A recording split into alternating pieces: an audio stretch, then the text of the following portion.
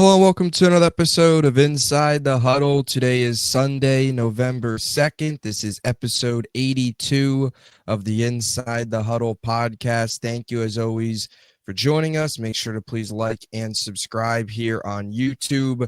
Appreciate the support, as always. Another week. Season is flying by. September, October behind us, 8 weeks behind us, and we now have hit week number 9. Some good matchups on the slate today. Potential AFC title game preview with the Chiefs and Bills, a big showdown in Pittsburgh between the Colts and the Steelers. So some really exciting matchups coming up today. DiMari, lots to discuss. We have hit the halfway point, although now after this week, we'll be more than halfway through the season with only 8 weeks left. How's it going, man? Season's flying by. We've hit November. And 2 months to go, 2 months behind us, right in the thick of things. Yeah, I'm doing good. Even better knowing Dallas does not play today, so they can't ruin my Sunday. They can ruin my Monday. But yeah, we're talking about November football. You know, this is the best time because now we kind of see which teams are for real. The Colts being one of those teams who we're going to talk about a little later. See if the Colts are for real. See if the Seahawks are for real, who I believe plays tonight. Then we see which teams are on fraud alert. So love November football, especially when everybody's healthy. So I'm looking forward to a lot of these matchups today, seeing which teams can kind of separate themselves. Really got my eyes on that Chiefs game, like you were talking about. Have my eyes on that Colts game. So love the slate today, but a lot of news going on within this week. So let's get into it. Yeah, definitely lots to dive into. And I'll just say right off the bat, we'll dive into the Colts Steelers and we'll get into MVP front runners and things like that now to open things up. But I think one of the early teams we could probably just throw on fraud alert is the Steelers, especially the defense. Absolutely. Complete fraud alerts. Probably still make the playoffs a 9-8 as a 7 seed and get blown out in the wild card. It's that's the Steelers tradition these days, but that's what it feels like. Either way, though, want to start today, right? As we mentioned, we're 8 weeks in now, got 9 games or 9 weeks to go here. Really starting to find players, teams that are separating themselves amongst the rest. Playoffs are really starting to kind of become on the forefront. When you look at the playoff picture, you're getting a better view of the, who are the top teams in the playoff picture, potential playoff matchups. You start to really see these things develop, especially when you look at some of these big matchups, both in the AFC and NFC with playoff implications on the line, whether it's a Buffalo, whether it's a Colts, or even the Steelers, obviously, and then the Chiefs as well. But we'll start with the MVP candidates. It's interesting, this year's MVP candidates. I think it's a very wide mix, I guess. I guess we could just start with that. What are your thoughts on, as we sit right now, November 2nd, getting ready for week 9? We've got some names in here that I don't know if we expected at the beginning of the season to necessarily be in the conversation. I feel like that's a good way to put it. Yeah, I'm right with you. I mean, I'm looking through it earlier, kind of trying to see who has a better chance, just looking at how some of the players are kind of standing out, amongst each other. And you expect the Mahomes, you expect the Josh Allen, you expect the Justin Herbert. But you see Daniel Jones up there. You see Matt Stafford up there, who a lot of people thought were washed. You see Dak up there, who there's somebody out there that thought Dak was going to win the MVP anyways. I don't know if that guy knows ball or not. I don't know how he's doing. But you see Dak up there. You see, there's a lot of great quarterback play. And honestly, I can't remember the time where this far in the season where we've seen quarterbacks play this well, at least like a handful of them, maybe 3 or 4 playing exceptional, but we have 8, 9, 10 quarterbacks who you can all argue for the MVP who are playing great ball. And some believe it's just a quarterback reward anyways. But then you look at the other side of it, you look at Jonathan Taylor, who is playing phenomenal football right now, who is more than worthy of being in that conversation. So it's a lot of great football going on, which makes it so much harder to pick one MVP at this moment. But I mean, as a football fan, you kind of just have to love it where just, like I said, so many people are playing great. It gives you something to look forward to on Sundays. All these guys are furthering their point of why they deserve it. So I love what I'm seeing through just all the candidates so far. Yeah, definitely. You have your normal candidates, and then you have some of the surprises, I guess, when you look at, the way things are shaking out in the MVP race. I don't think many of us expected Drake May to take this jump this early to really the Patriots, who we'll get to here in a little bit, to be this good this early. I think we all expected them to be improved, but to be a legitimate threat in the AFC and potentially win the AFC East, already have beaten the Bills on the road. We'll face them one more time at home. So a real chance they win that division, which I don't think many of us saw coming, is a surprise. Dak, I think we both, I mean, I know you mentioned it there, kind of hinting at whoever that guy is that talked about Dak winning the MVP. A lot of people will go into every year and they just, talk bad about Dak, all those different things. We all know kind of the narrative on Dak, but him still being in the conversation, and you still got Stafford. You still got some of these old guys too, these older guys that are in the conversation, in the race. And in the normals, like you said, right? Mahomes, Josh Allen, every single year, as long as they're healthy, they're going to be in the conversation. Even if they're not playing their best, just the name and what they've done in their careers already, is just going to make them in that conversation anyway. And then you have, your Baker Mayfields, and who he has now all of a sudden become I guess a normal name for the MVP conversation, because last year he was kind of in the mix. You look at this year again, still in the mix. I don't necessarily think he'll win it, but still somebody to keep an eye on. But I will say this, though, out of all these names, Jonathan Taylor is the one that sticks out to me the most right now, because we could talk about the quarterbacks, but looking at the running back, because it has turned into such a quarterback award, Jonathan Taylor, and Daniel Jones for that matter, but what he is doing is just crazy. What are your thoughts on Jonathan Taylor? First in yards, first in touchdowns, 850 yards, 5.9 yards per carry right now. He has already put up 1,056 scrimmage yards this season and 14 touchdowns, and we're only 8 games in. Another just crazy story to what has been a crazy season so far for the Colts. Right? We all knew Jonathan Taylor, very good talent, very good player, very good running back, but last couple years have been a little bumpy. Hasn't always been healthy. The Colts haven't been very good. What he's doing this season is remarkable. Yeah, it's insane. I mean, you have to also take into consideration, I believe the first 3 weeks of the season, he didn't start out that well. Like, they didn't look great to kind of start, even though the Colts were winning games. And it's like a switch kind of flipped for Jonathan Taylor. And ever since then, he has been going insane. And I know we're going to get into the Colts a little later, but it just shows how much it helps Daniel Jones and his football team win games. But you kind of said it perfectly on him, where it kind of seems like within the last few years, people forgot how good of a back he was. We're talking about the McCaffrey, we're talking about the Saquon Barkley, the Jahmyr Gibbs, which are very good backs. But I mean, Jonathan Taylor is up there. He might be number one.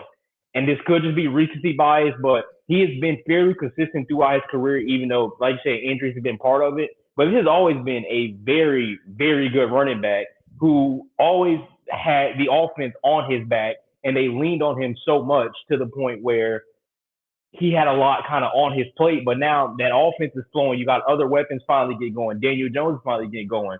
They finally have a quarterback. Let's put it that way.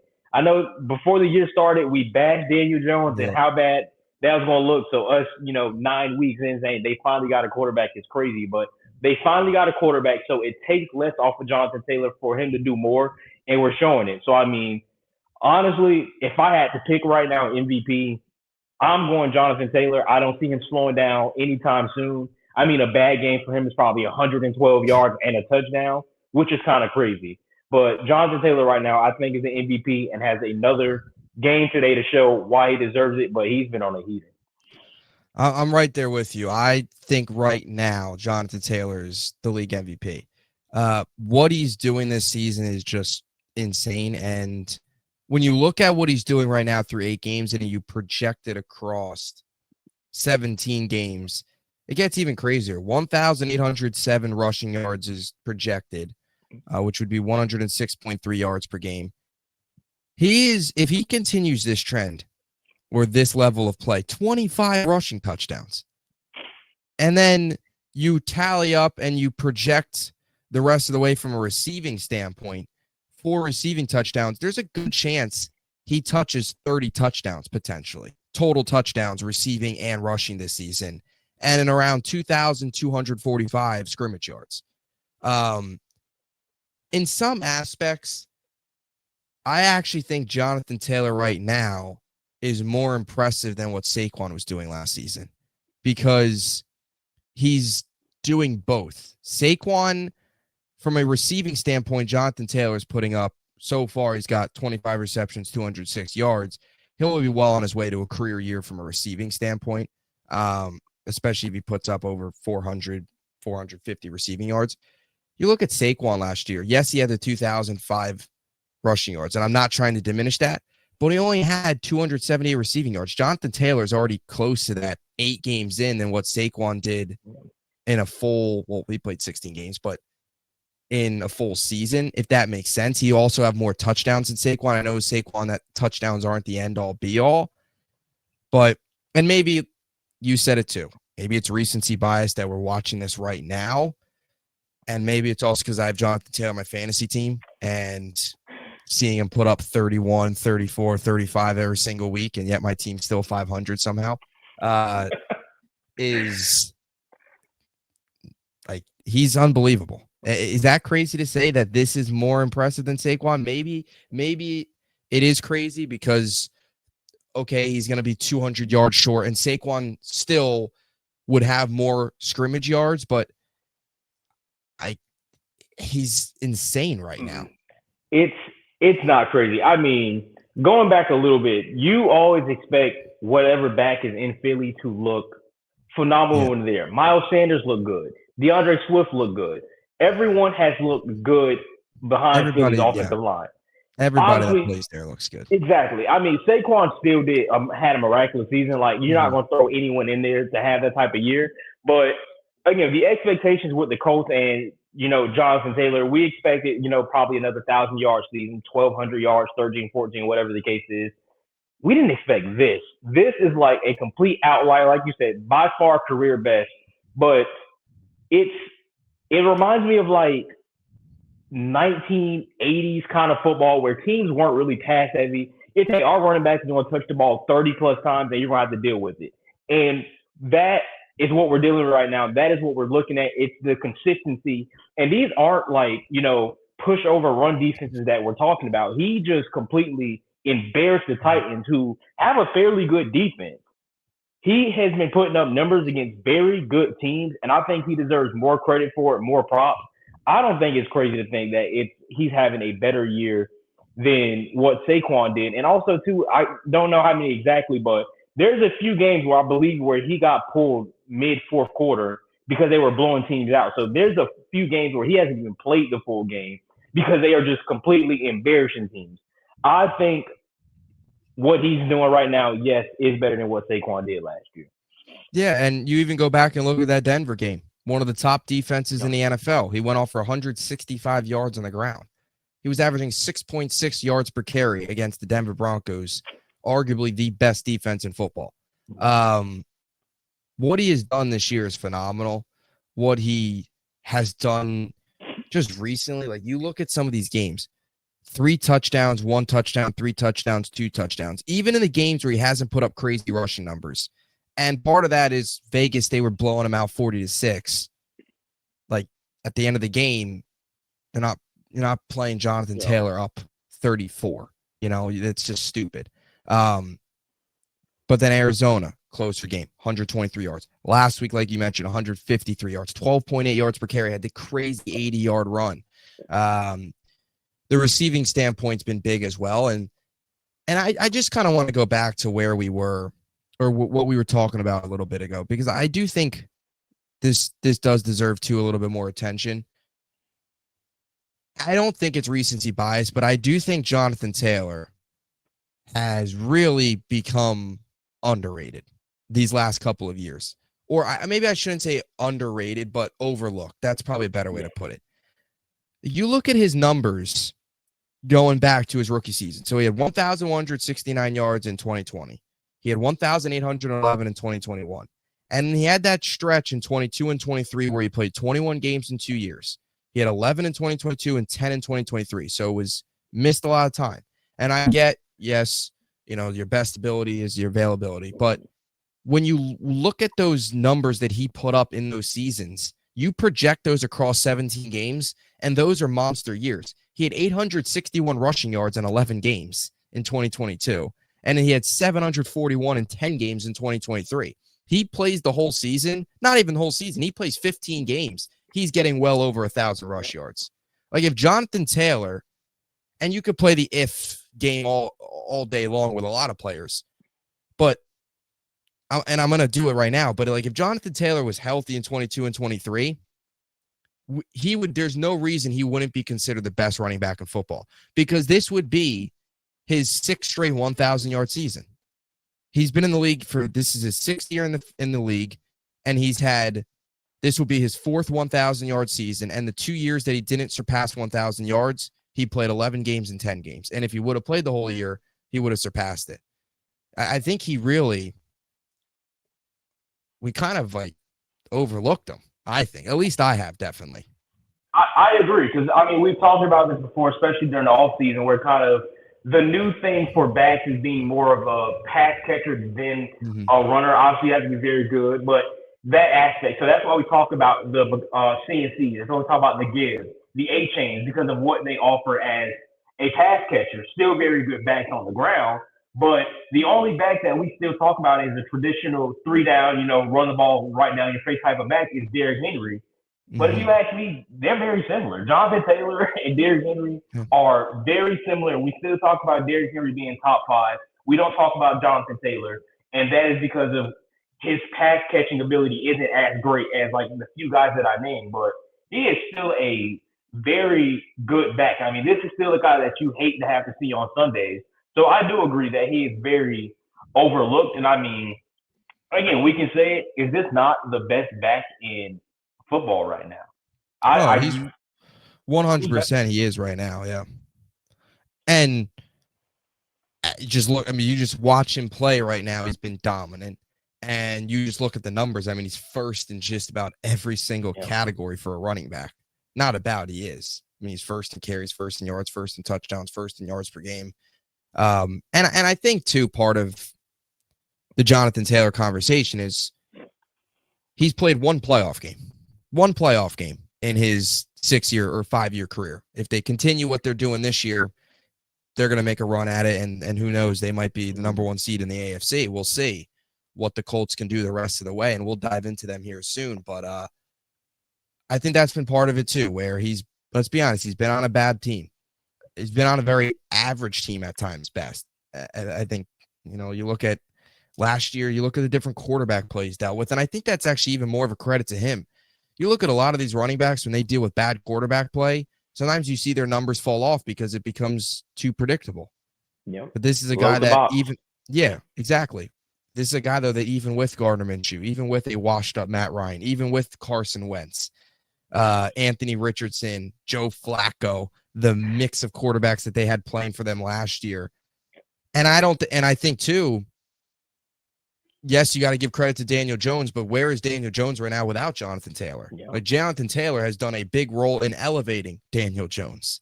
Yeah. So there's that conversation, too. But, yeah, I think the Colts have been so just mediocre and they've been like just so like poorly mediocre. Like they've been so boring, if that makes sense, these last couple of years, especially with the quarterbacks they're rolling out there. They've been awful from just an entertainment standpoint. And I think that kind of got lost in the mix with the Jonathan Taylor conversation, because you look at these other great running backs. Derrick Henry, Ravens, in the mix every single year. Saquon was in the Super Bowl last year, won the Super Bowl. Christian McCaffrey has been, was in the Super Bowl with the Niners. They're in the mix every single year. Jahmyr Gibbs, Lions, in the mix. Like Jonathan Taylor, Colts, one playoff game with Phillip Rivers in his last season. So he's also been through what? Frank Wright had a part of the season with Jeff Saturday, and now Shane Steichen. 3 different coaches. So, anyway, I guess just looking at some of the other MVP candidates, who would you say right now is like number 2 behind JT? Because we both agree JT's number 1. who do you think's just behind him? Maybe 2, number 3 as your next up? Because I Hot think take he's in a here. tier of his own, but I agree. I'm gonna go hot take. I see everyone talk about Mahomes. I see everyone talking about Josh Allen. I think you're gonna love to hear this one, considering you need him big today. I'm gonna go with Matt Stafford. I mean, the Rams haven't necessarily, I guess, sparked the media attention for how good they actually are. But this is a very good Rams team. And I mean, Stafford, you look at him, 17 touchdowns, 2 interceptions, which is right in the mix kind of with everyone. I mean, I think the most deserving MVPs right now are in that 17, 16, 15 touchdown range. But he's seventh in yards. So I think him not throwing for a bunch of yards every week is kind of what doesn't bring him that attention like the other guys. But Stafford's been good. I mean, this is a guy who was contemplating retirement before the year started, and he has just been phenomenal. He's putting up great numbers. This is with Puka out for quite some weeks. Kyron Williams haven't looked good.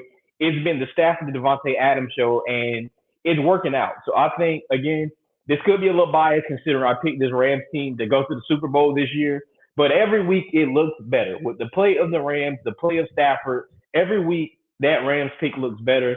And Stafford has been phenomenal. McVay has been phenomenal. And I think this is going to be another game. And I know we talked about it off air. We talked about it yesterday as well, where I think Stafford's going to go out and throw for 3, 4 touchdowns and probably get pulled in the fourth quarter to further, just add to his accomplishments for MVP. But I really like what he's been doing this season. yeah, I need Stafford big day today, so I like that definitely. Yeah, the Rams and Stafford are quietly going about the season. It feels like they're right 5-2, very winnable game today. Get the 6-2. They're kind of like you said, they're not really being talked about much. They're kind of flying under the radar a bit. Yeah, they're just But existing. yeah, definitely. Stafford's been really good. I mean, I think what's crazy about Stafford is just when you look at some of the numbers, touchdowns wise. I think we all consider last year for Stafford a solid season. The last couple of years have been solid. 24 touchdowns in 2023 with the Rams. Then he had 20 in 2024. Right now, he's got 17 already this year. 17 is crazy. He is quietly having more of the 2021 season he had where he threw for 41 touchdowns, but he's got significantly less interceptions. Because if you remember that year, he had 17 picks. Like, he turned the ball over a lot. This year, he's only got 2 interceptions. He's on pace for having well over 30 touchdowns this year, which at the age he's at, right, 37, he'll be 38 in February, I think right before Super Bowl Sunday. So he'll be potentially 38 if they make the Super Bowl. He's having what he did his first year with the Rams back in 2021. He's having that type of season again. Now, 3 years later, 3 years older, which I think is also really, really impressive. I know this is a boring one, and I know that people are just sick and tired of hearing about them and all that stuff, but I do think what Patrick Mahomes is doing this year, and I know it's rough, but I like what Mahomes is doing this year is, I think, very impressive as well, personally, because look at the receiving room that he's had to deal with in some of these games. And I get that was kind of the case last year, but before they got Rashee Rice back, they were dealing with Tyquan Thornton. You had Hollywood Brown playing a bigger role. I mean, Kelsey's actually started to have a much better season than he was last year. Last year looked like he was on track for just a straight downward spiral, and now this year he started to elevate his play a little bit again.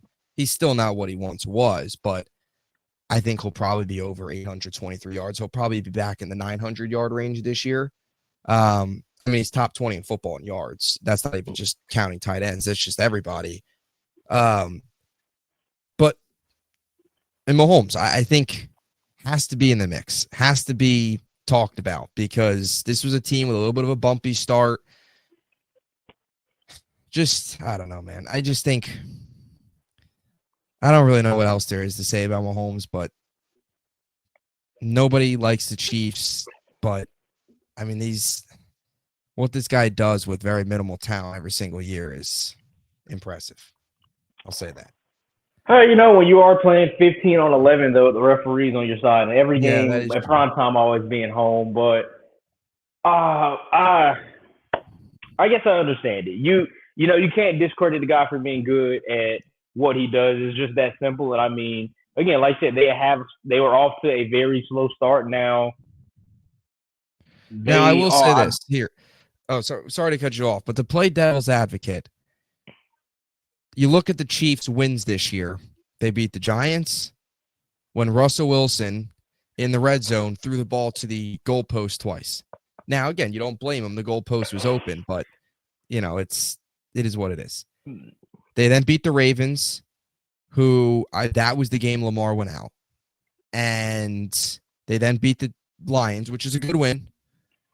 Lions were missing most of their secondary, but a good win. And then they beat the Raiders and the Commanders. So they have really only beaten one team that's over 500 right now. Now, we can look back on that Ravens win. I mean, I'll spoil it. I think the Ravens are going to win the North. But we can look back on that Ravens win maybe in a couple weeks and say that was a much better win.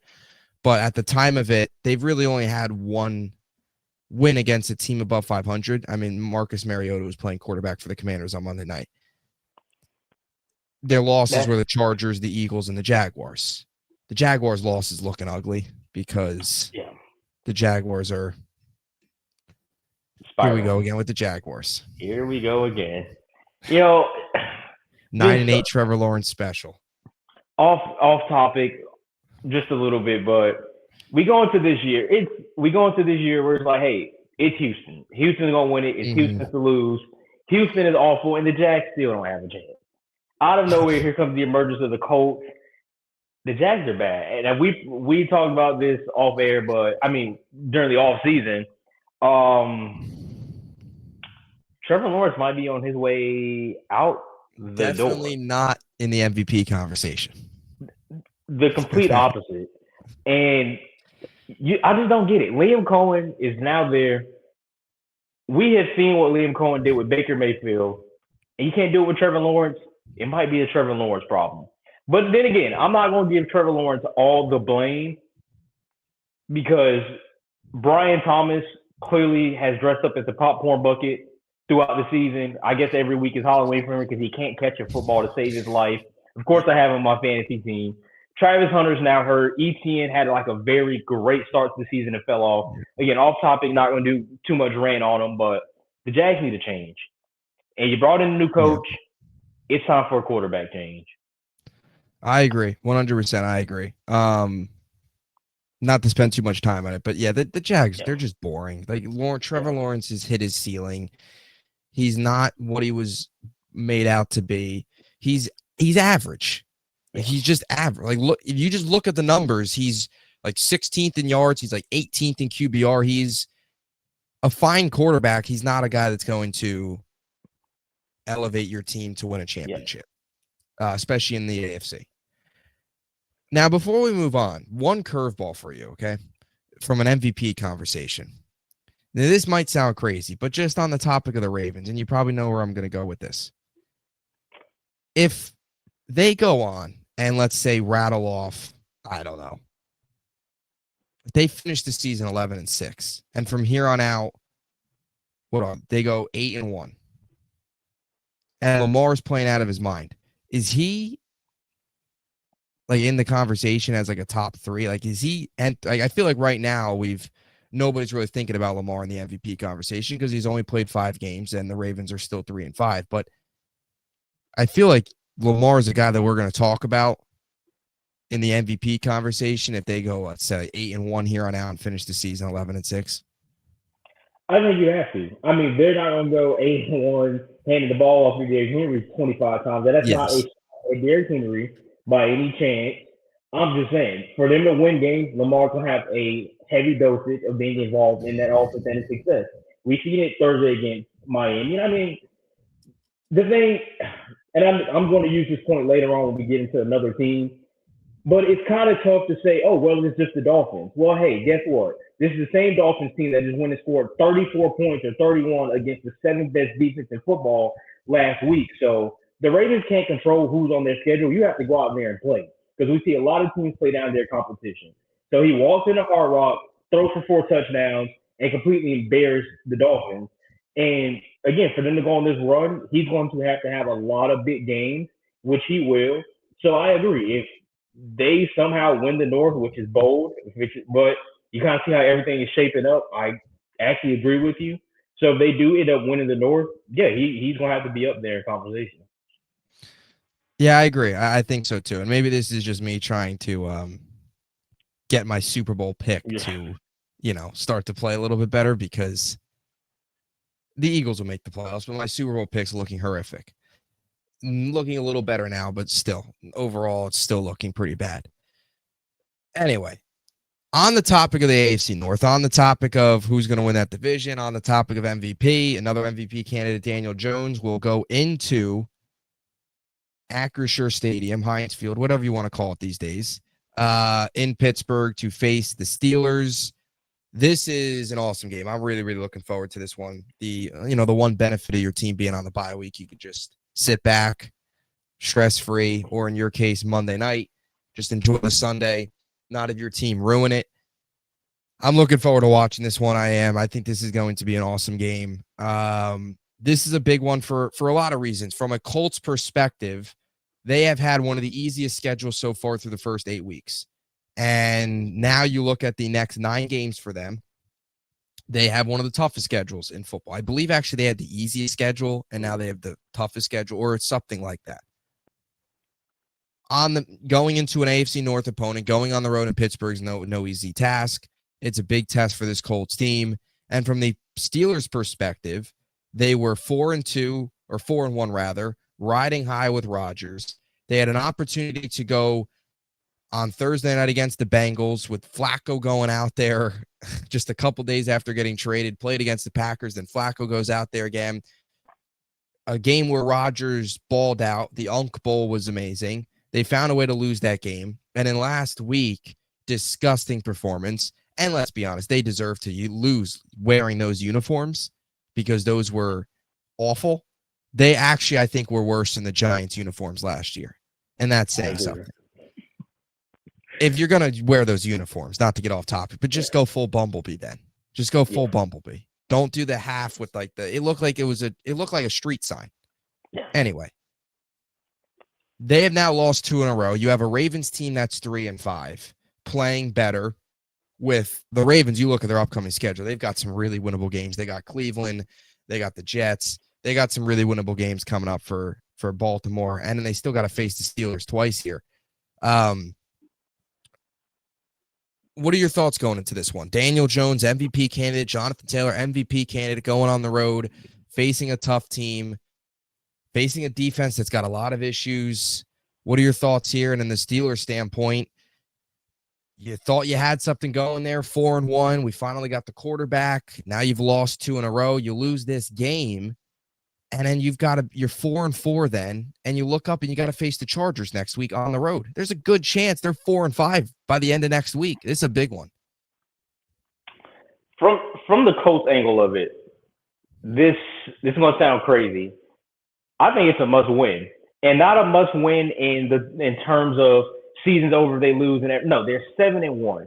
But if you are sitting at 8-1, when you already have quality wins against the Chargers and the Broncos, now you go ahead and you beat the Steelers, you are almost guaranteed a playoff spot at least. Even if you somehow implode and do your best Miami Dolphins impression, implode and win 2 of the last, and finish 10-7, you are in a very good spot. So I think the Colts win today, which I think they will win today, but it's going to be huge for them because one, you gain more respect. Because I think there's a lot of people still out there who don't believe and trust in the Colts. I'm on the verge. I'm right. I am right at the finish line of, are the Colts for real or are they not? But again, you look at the Chargers, you look at the Broncos, very good wins. They need to win today, especially look later on in that schedule. You get the Chiefs here, you get the Seahawks here later on. Those are games you need to win. So you don't want to drop the ones that you need to come out victorious to look later on down and you lose those. Now you're in a bad situation. So I think the Colts have to win today. If not, season's not over. We've seen them play some very good football, but everyone's due for a bad week this just can't be the week for it. Yeah, this is a big one for the Colts. Just from I guess the national perspective, a lot of people look at their schedule and say, oh, you beat Miami, you beat Vegas, you beat the Cardinals, you beat the Titans. The Titans twice, actually, you beat them. You went on the road, your toughest test against the Rams, you lost that game. Now, they did beat Denver, they did beat the Chargers in the Rams game. I mean, that was the AD Mitchell, right, dropping the ball. Yeah. So there was a lot of things. Couple of those games, there was some crazy stuff that happened. Even in that Denver game with the 1-point win, their record could be a little bit different right now, for better or worse. But yeah, they got to start. This is a huge statement game for them to also prove to themselves going on the road against a struggling Steelers team. And let's be honest, this is a game that they should win. Like, the Steelers right now are a bad football team right now. They are a terrible defense right now. And I mean, last week, the offense wasn't anything special either. The run game has been okay, but last week offensively, they didn't do anything crazy. There's a lot of settling for field goals. I mean, Chris Boswell, can we put his name in the MVP conversation maybe? He's got to be maybe in the mix there. So I think this is a game where the Colts should win, and actually should probably win it by a decent margin. More on the Steelers, though. What do you think how do you think the rest of the season plays out for Pittsburgh? You think this is still a team that can win the North, or you feel this defense is so bad we're in another position where they're going to have to fight for the last wild card or potentially miss the playoffs? Yeah, I don't think they're going to win the North. I am in agreement with the Ravens. I think the Ravens are going to heat up. It's just this Steelers team, like, even last week, completely imploded. I think they were up 16-9. We're talking that Green Bay game, and just completely forgot how to play football. Like, Tucker Kraft embarrassed them, and it's just a super bad look for Pittsburgh, considering this team, and we talked about it in the offseason, their identity has always been the defense. So going into this year, we said, hey, this defense is going to be good. Can the offense figure it out? And the offense hasn't looked too bad. We've seen games, sorry to bring this one up, but like the Jets and some other games where the offense has looked great and they scored, they moved the ball, and then you get weeks where they can't do anything and they look awful. And we just have not really seen them play like 4 complete quarters of football, and that is going to be the downfall of Pittsburgh. And I think right now, I mean, a game like today where you have the Colts where a very high-powered offense, you can't get behind. Your offense is not good enough to play from behind. And this is not a Rodgers thing. This is not a DK Metcalf thing. You can't really figure out what it is with this offense to why they cannot compete when Rodgers is actually playing very good, if you ask me. Metcalf is playing good. The run game that we talked about was non-existent. Jaylen Warren is running the ball very well. So I can't really piece together what is going wrong with Pittsburgh, but I mean, they're not like a Dallas, they're not like a Buffalo where the defense is bad and you're just like, hey, but our offense is so good. If we score 45 and we can just muster up 2 stops, hey, we're only going to give up 42 and we're going to win. That's not that type of team. This is not that type of offense. Pittsburgh needs to figure it out, because when you are looking at 2 straight losses and now, yes, you come play a Colts team, little do you know, you are sitting in the 7th seat hoping somebody slips up later on down the year and you're fighting for a playoff spot. And I bring that up because of how important we talk about November football being. When you're sitting at 4-2 and things are looking good and everyone in your division quarterback-wise is injured, and it's just like Cleveland's the only team with decent quarterback play, not even, and Cleveland sucks.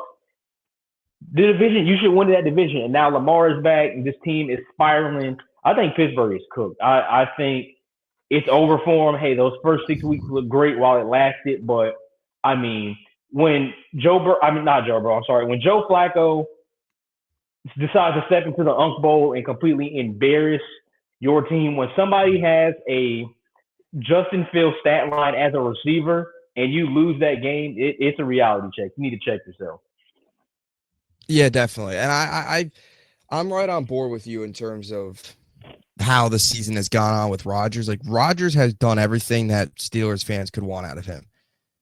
Is he the elite Rodgers he once was? Is the MVP Rodgers he once was? No, obviously not. He's 41 years old. He'll be 42 in December, but he's been solid. Like, if you told me that with the way the defense should play, the way the run game has been, and the 16 touchdowns, 1,489 yards from Rodgers this season, they should at least be 5-2, at maybe 6-1. I mean, really. I mean, there's no excuse for Joe Flacco tearing up a Steelers defense.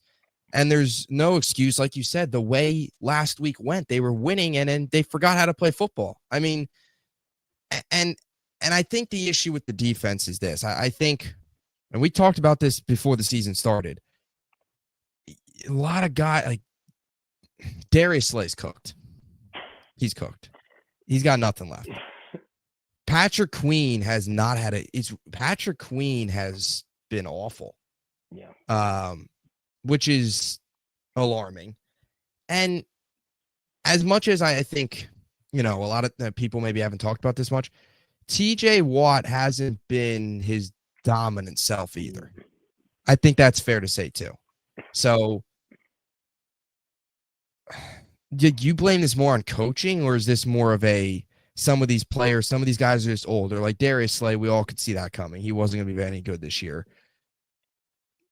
Patrick Queen's fallen off a cliff. TJ Watt, he hasn't been awful, but for what he's getting paid, what, $60 million? Yeah. 4 sacks. I mean, like last week against Green Bay, you need a big game Sunday night, was really a non-factor against Jordan Love and that offense. It really is strange that, this is one of those typical situations of, you press a button, offense is good, defense stinks. You press the button for the defense is good, offense stinks. It's crazy the turnaround with Pittsburgh. For years, offense was terrible. Now, defense is good or is terrible. Offense is not great, but it's not black and white footage, what it used to be, right? 1920s level offense where it was you watching the game like you rather watch paint dry. So it has to be the scheme. I mean, the guys on their team are a lot older, and it just seems like it's more of we have the names, we have the Ramsey, we have the Slay, all the guys that you named, but it has to be the scheme. Like, these guys just aren't that bad. They didn't just, overnight completely become that washed. I don't believe so. I think the scheme is completely just awful. I mean, you kind of just look at how they fared against some tight ends. I know Tucker Kraft is just one of one, but they can't cover. On the back end, they can't cover. They're blowing assignments. And it kind of starts with Patrick Queen. I mean, I believe you are the green dot on that defense. It starts with you. You have looked awful. All around, this defense just looks terrible. And I mean, you can't blame Mike Tomlin on this one. Hey, Mike Tomlin's not out there making the tackles, is he? So there's certain things. I know Pittsburgh fans, you have brought that to my attention, are calling for Mike Tomlin. He needs to go and this, and that. But hey, he's not the one out there covering Tucker Kraft. He doesn't call the defense. He's not the one tackling. So they need to figure it out on the back end, because this just seems like one of those things that, like you just said, bringing up Rodgers' numbers, where you look at Rodgers' stats and you're like, this team surely is 5-2. They're surely 6-1. They have to be leading in the division, right? Because Rodgers has done what he needs to do. I don't know what it is. Like, I don't think the offense needs help. It's the defense. Yeah. Oh, 100%. And throw into the mix of should be 5-1 or 5-2, 6-1. They should be running away with this division. There's no reason this division should still be a race right now. The fact that they only have a 1-game lead, 4-3, 3-5 on this division, and potentially at the end of today could be 4-4 against a division that, by the way, let's paint the picture. Lamar's been out. We had Joe Flacco get traded from the Browns to the Bengals. Joe Burrow got hurt. We got Jake Browning for a couple weeks. Now it's Flacco. And we have Dylan Gabriel playing for the Browns. That's the state of the rest of the division. And you're not running away with it. So, it's... You think if they miss the playoffs, Tomlin's out?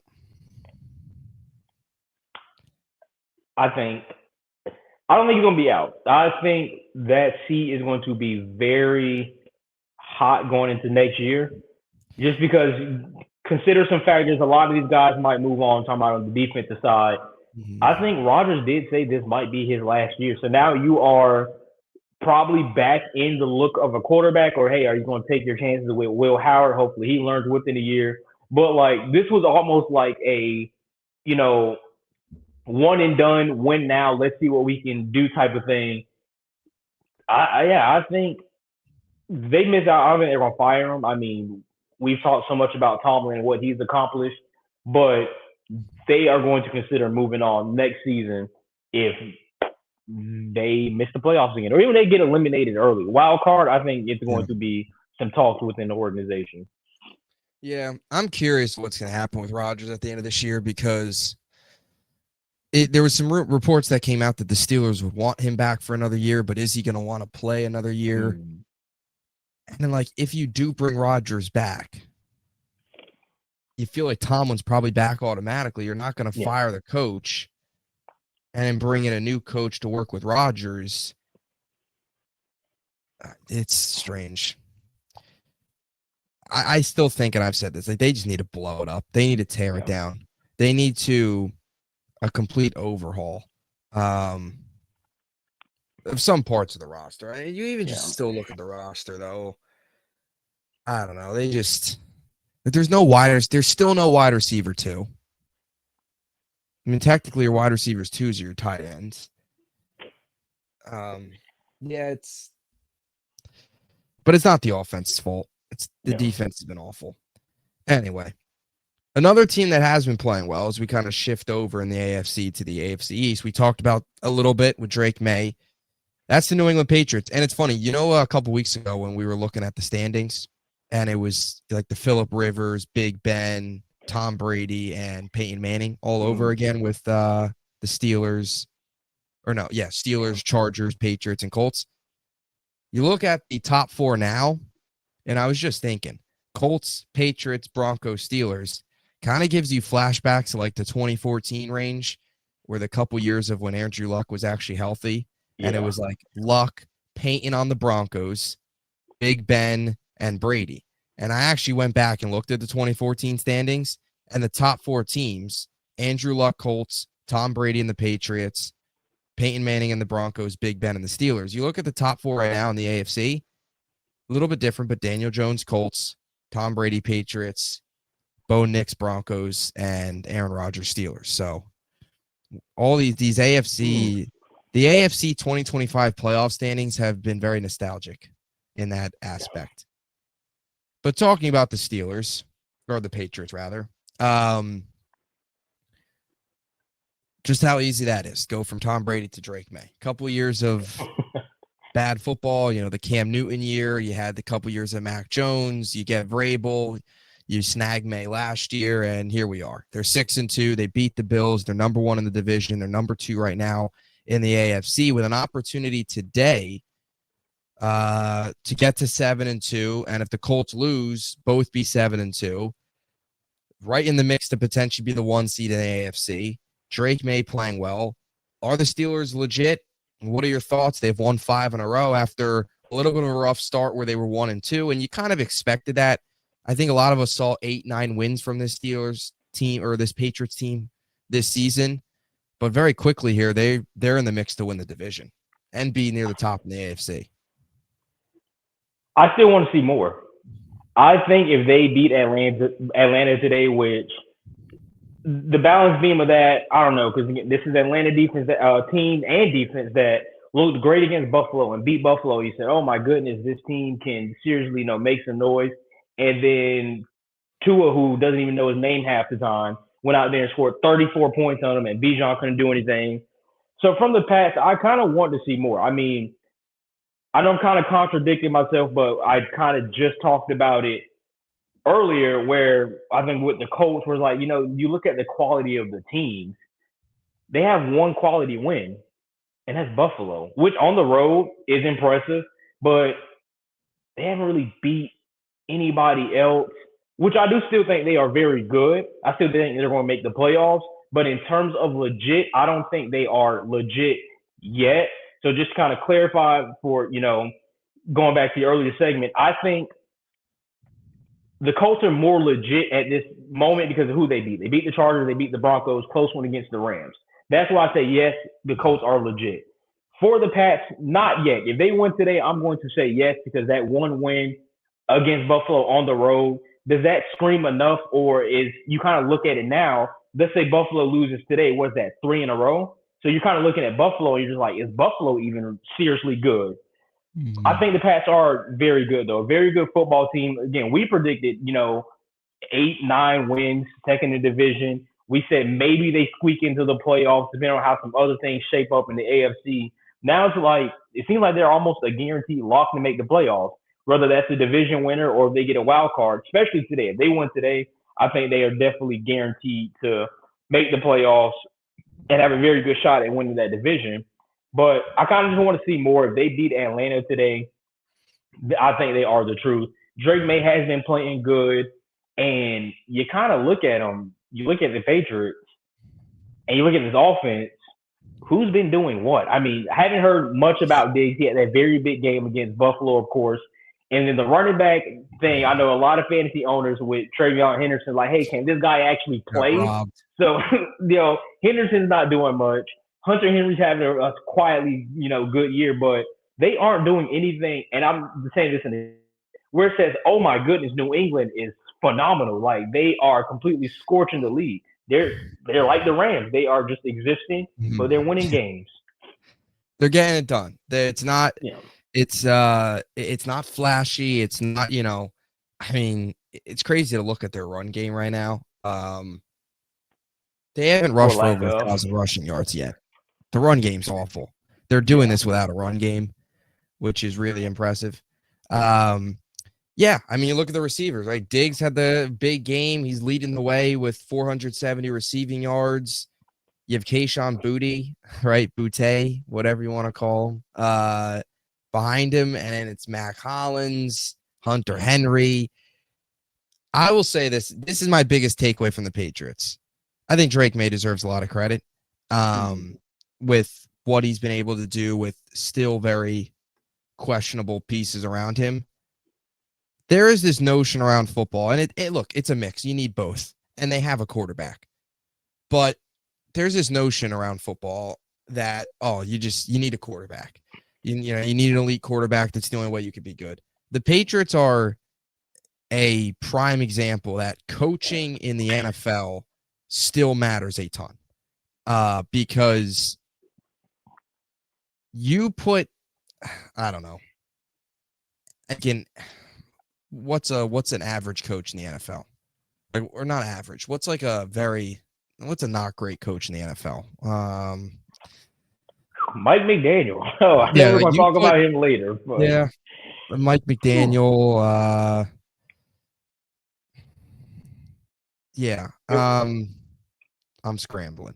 Like Jonathan Gannon. You put Jonathan Gannon on the Patriots, they're probably 3-4.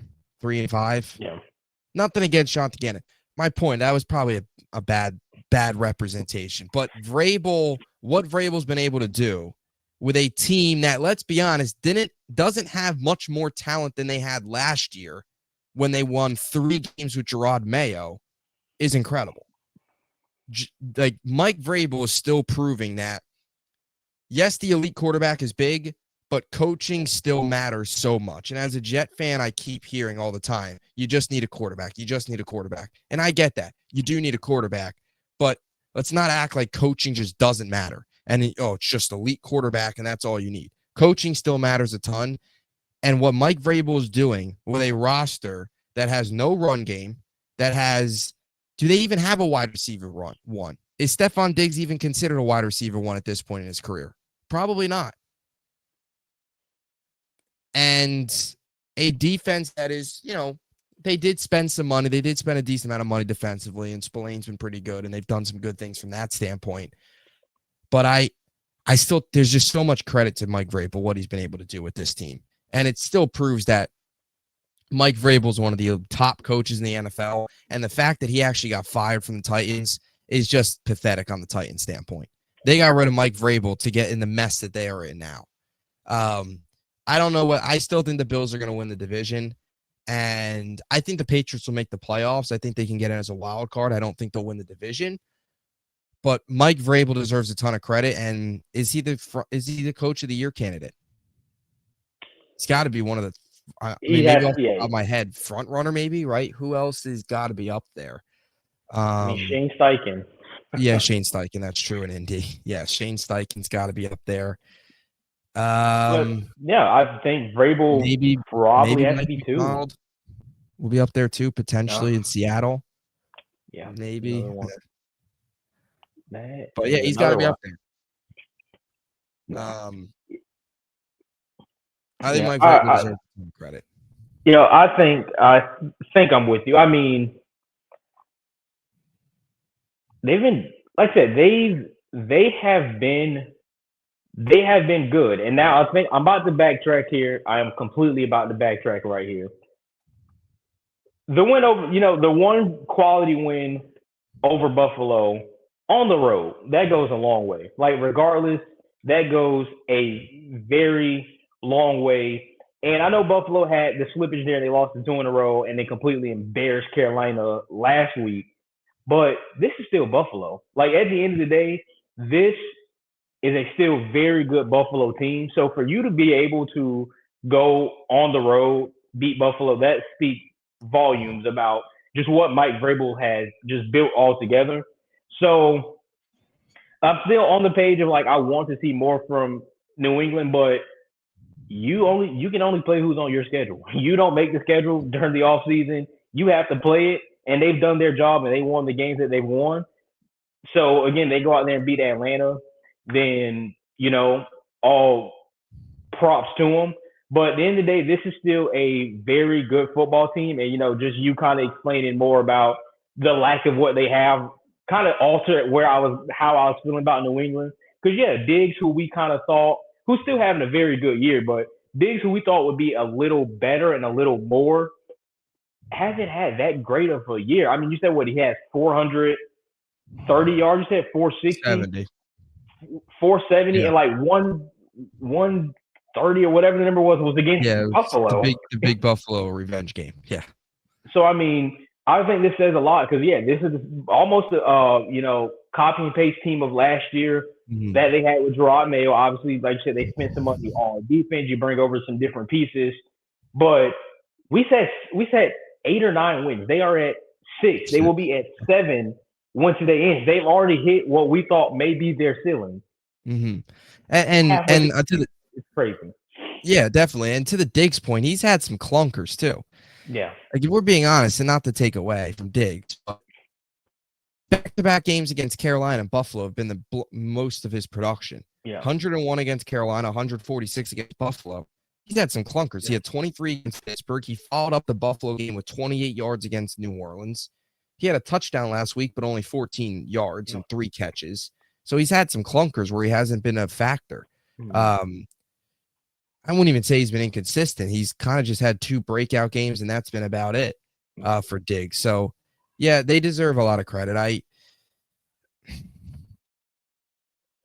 I don't know what, 10 wins, 11 wins. I mean, let's go through the schedule, and then we'll move on to the Dolphins and close things out with the underdog picks. You got Atlanta, a win. Tampa on the road, probably a loss. I think they lose that one. So they'll be 7-3. Jets, that's a win. 8-3. Bengals on the road, probably a win. Yeah, I think they should win that. 3. Giants win.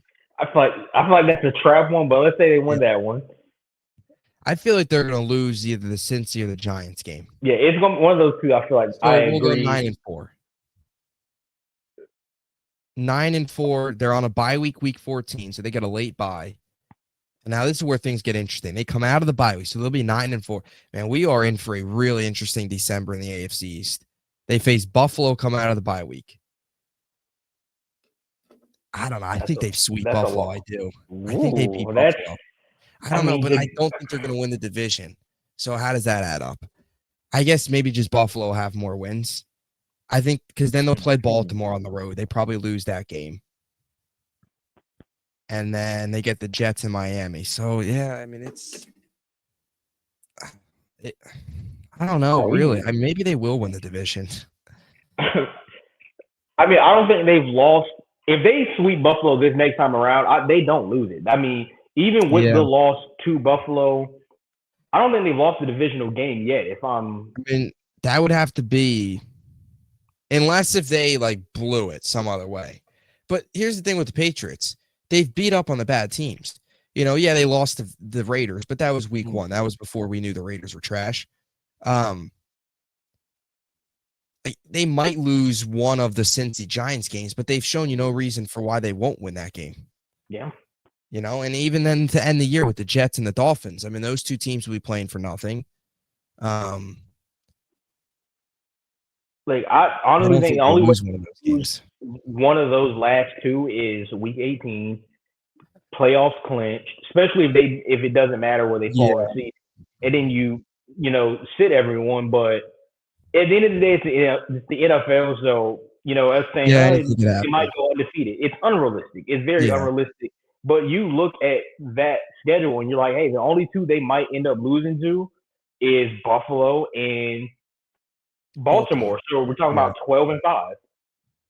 which then though you do bring up the point. Okay, well they lost to Buffalo and Baltimore, and those are going to be the teams that they might have to go through in the playoffs. So then how far are Yeah, they actually going to go? And that's kind of the thing with New England right now is they really only have one big win, and that was yeah, Buffalo. And look, that's the whole thing with that argument, though. And I know you said it. You got to play who is on your schedule.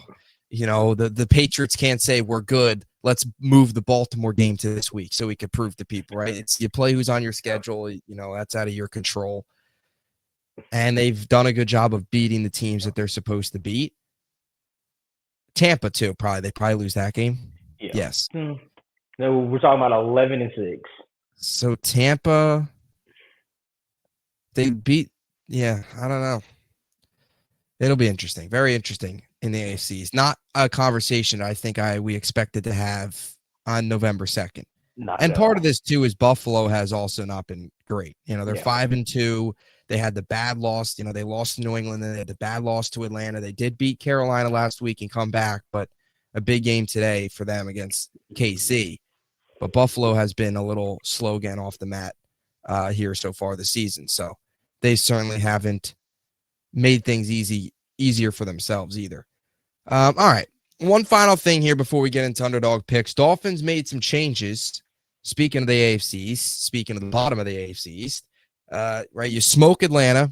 You have an opportunity on Thursday night against Baltimore at home, not to save your season, but at least, win 2 in a row, get to 3-6, put yourself in a position where you're not completely irrelevant just yet. But they don't do that. They get blown out. And then the morning after the game, we hear news that I think a lot of Dolphins fans have been wanting to hear, at least one half of it. The other part's McDaniel being fired. But Chris Greer is out as general manager. What are your thoughts on this move? He's been with Miami now for 10 seasons, going back to 2016 when he took over as the general manager. He's been with Miami for, I since think for about 2000. 2000, yeah, for Yeah, 25 plus years here. But GM since 2016. The writing was on the wall going into this year with Miami that moves were going to be made. Stephen Ross actually gets the move done and makes a move middle of the year, despite publicly coming out and defending and backing these guys. Greer, though, the time was up. You look at what has been done to this roster. You look at what has been done to this team just from a results perspective on field. They have gotten worse and worse. They've got a lot of money tied up to players who aren't producing. They've got a coach right now that's also on the hot seat. The Dolphins are a train wreck. And I'll just say this.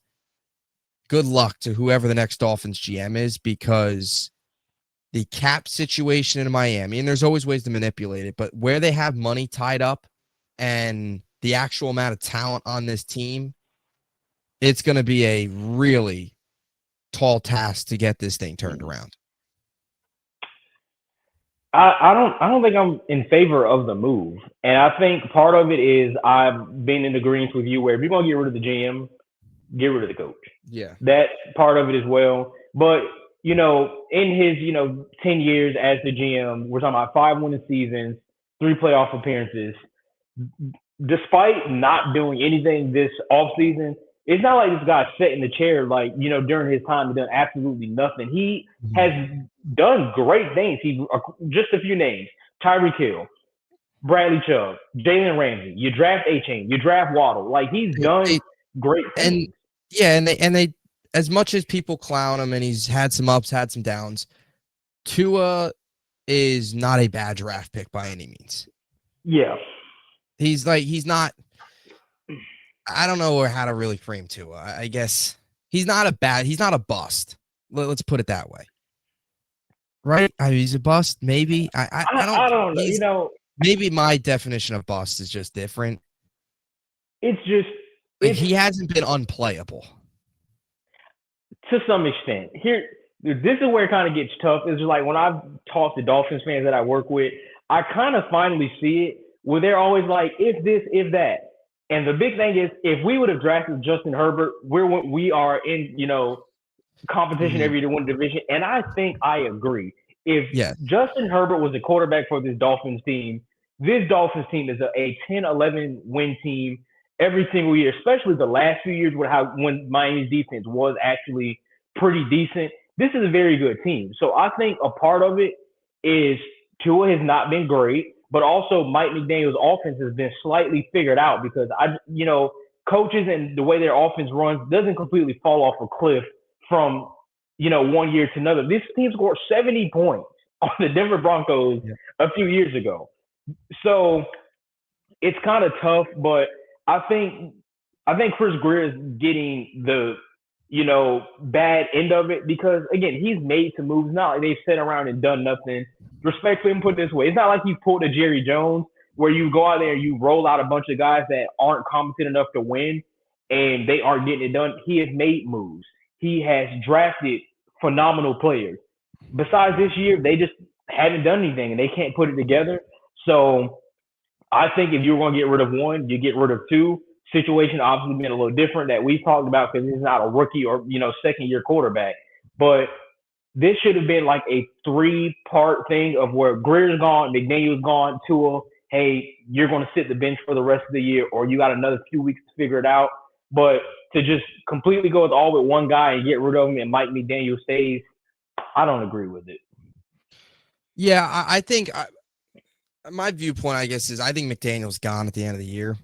At this point, I think it's just, it's like 8 games left for McDaniel. It's over for him too. Firing your GM from this season's perspective, what is it going to do? Really not anything. Keeping the coach, you probably should just fire him too now anyway. Probably should have fired him earlier, to be honest. Yeah. Until this thing got to 2-7. They shouldn't have been brought back. Honestly, if we're being honest, we all could see this coming with the Miami Dolphins that they weren't going to be good this year. Since they collapsed in 2023, it's been all downhill, and the roster has gone significantly worse. And he's had some good draft picks, and he's had some years where they made the playoffs. Still haven't gotten that elusive playoff win that they've been looking for 2+ decades now. But the other issues, though, like giving Tua then that contract. Has Tua been awful? I don't think so. I don't think he's been awful, but he has. You think he's been awful? Tua's weird. He's not. Lately, he's not been good. More bad than good. More bad than good. Yeah. Giving him that contract is killer. Yeah. And I agree with that. So would you label Tua as a bust? I wouldn't necessarily say he's a bust, but he's in the little gray area. This was supposed to be the franchise quarterback, the guy that come and save the organization. It looked good for some years, and now it looks like the Tua that some people thought he would be, when he was coming out of Bama, where he's like, this guy's not good. He has his faults. He has this. And the big thing with Tua is it's just the turnovers. Like, the turnovers are bonehead turnovers. They're not ones that you should be making in what year was this for Tua? Years? Yes. 7, whatever the case is. Like, some of the mistakes are just rookie mistakes that you should learn from. So I think that's the main killer for him right now. Yeah. Yeah, he hasn't lived up to drop. I agree. And Tua's been like at times he's been horrible. He's had some highs, had some lows. Yeah, the mistakes have been killer. I'll propose this question: like Tua and Trevor Lawrence are very. How do we frame them? Because they're kind of are they similar in a way? I feel like yes and no. I feel like Trevor Lawrence is more of this generational talent, and Yes. give him the key to Jacksonville, and we're on our way to the Super Bowl. And he has been a glorified Kirk Cousins. For Tua, this is a guy that Worse. you kind of had your doubts. He came in, he stepped in, he looked pretty good for some time. Now he's kind of falling off. So I think for Trevor Lawrence, it might look. I feel like it should look worse for Trevor Lawrence, but it's not because he's not turning the ball over as much as Tua. So that's the only differing factor. And his team is 4-3 right now, not 2-7. And I think a lot of people, and I don't want to look. Urban Meyer was a horrible coach. He was awful. Yeah. Doug Peterson wasn't very good either. But I do think we are getting to a point now where the Jaguars got to look themselves in the mirror and say it's not the coach, it's the quarterback. Yeah. Not to get off topic with the Jaguars, but I think also a lot of people frame the Trevor Lawrence discussion and, oh, well, he's never had a coach. Well, Doug Peterson won a Super Bowl. He's on his third coach now. He still looks the same with Liam Cohen. Still looks the same. So Greer out in Miami. I mean, I'm enjoying the Miami Dolphins downfall. I definitely am. Can't quite enjoy it as much because the Jets are actually worse. They're 1-7, but they're still enjoying it, and I'm still enjoying them trying to search for that elusive playoff win that they haven't gotten in 25 years. So we'll see what happens. Whoever the next GM, though, is, you have very little cap space, and you got a roster that needs a lot of help. And who even knows? I mean, players that are on this roster now, like Waddle could get dealt. You look at somebody like, Bradley Chubb, potentially Jalen Phillips, guys that could get dealt. I mean, who even knows what the future is with Minka Fitzpatrick? This could be it for Tua. Who knows what's with him moving forward? Maybe they draft a quarterback this year. A lot of questions with Miami. They're going to be one of the interesting teams, and they will eventually hire a new coach. I do believe that, but for whatever reason, they're just going to keep it moving. Anyway, underdog picks, shall we? All right. For the underdog picks, I don't know if we should even address the records on the show because it's, who needs to know what the records are. I'm 10-14. You are 8-16. So we are off to just a really hot start this season. We are Chris Greer and Mike McDaniel. Yeah. Essentially, in terms of just really bad. Or we're both just Jeff Fisher. Blind leading the blind. That's kind of all he's been. This is blind leading the blind. I don't think we're Jeff. We were Jeff Fisher last year. I was definitely Jeff Fisher because I was like 500. You were actually good last year. I was good. I forget. I was good during the early part of the season, and then I fell off. And it came down to the last. So you had a little Mike McDaniel in you last year, then.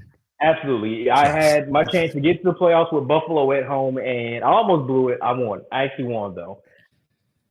Yes, you did win. We this year we're tanking, as we say. We're tanking for Mendoza. We are, I don't know, what are we? Brian Callahan, Kellen Moore. We're a mix of everything. Yeah, a little bit. All the bad coaches. Yeah, we're just throwing them all in there.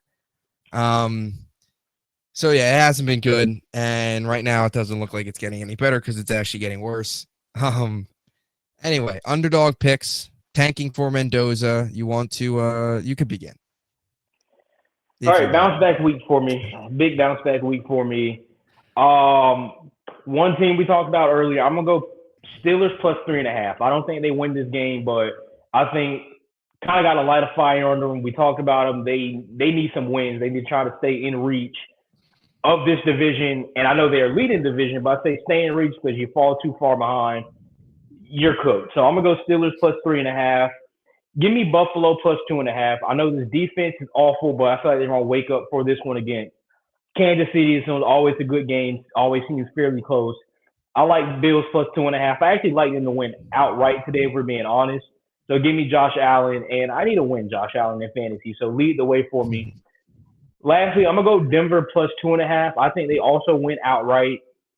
I don't know why the Houston Texans are favored here. I mean, I didn't watch their game last week against San Fran, but not a believer in the Texans, not a believer in CJ Stroud. So unless Bo Nix has like food poisoning that I don't know about, I think the Broncos win this game, kind of continue that hot streak against the worst defensive football last week. I like Broncos plus 2.5, but also to win outright. Yeah, I'm gonna go right there with you as well. I'm gonna go Broncos as well. I think they win this game. I still don't really buy in much into the Texans, despite the win last week. Right, we talk about, they're still 3-4. We talk about their losses. They've been to all good teams. And let's be honest, the Niners are banged up. The Niners are really, really banged up. Not taking anything away from them, but they're banged up right now. So I'm going to go Broncos. I think they end up winning outright. Anyway, speaking of the Niners, this might be why I'm 10-14. I'm going to do it. I'm going to go Giants. I think the Giants win today. I don't know why this just feels like a Giants win spot. The Giants have been on this run this year where they're on a high of 1 week and then they lose. Like they had that crazy win against the Chargers or that really impressive win against the Chargers, and then they collapse and they lose to the Saints somehow, right? And then they followed up 4 days later and beat the Eagles.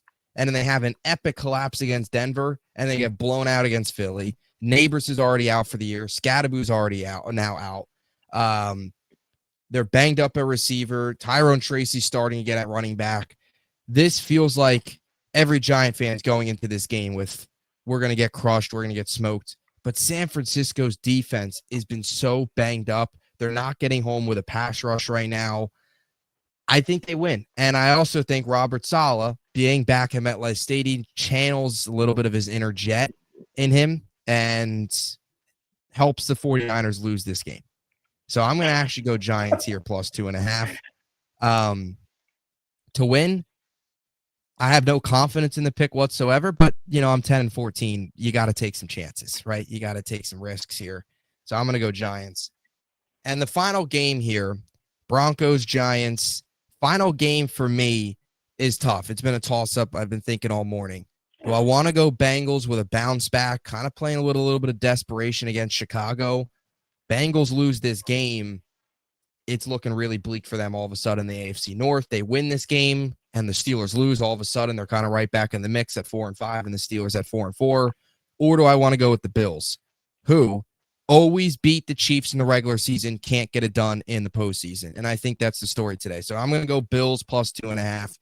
I think they win today, and they probably will lose to the Chiefs in the AFC title game because that's just what happens. But you'll see a lot of Bills fans today talking about this is our year. We beat Kansas City, and then when they face them in the playoffs, they'll lose to them again because that's been the specialty. That's just what happens every year now. They beat them in the regular season, can't get it done in the postseason. So I'm going to go Bills plus 2.5. Yeah, I have no confidence in the Giants pick, but we're doing it anyway. Any closing thoughts? We need wins. We need some of these picks to hit. I'm saying, you said you have to take chances. Well, I've taken 16 of them, and they all have resulted in L's. That's why I'm not confident in Pittsburgh. Can't wait for them to lose by 15. But other than that, enjoy Football Sunday. Thank you for watching as usual. Good luck to all fantasy teams out there, and we will see you next week. Yes, see you next week. And, enjoy week 9.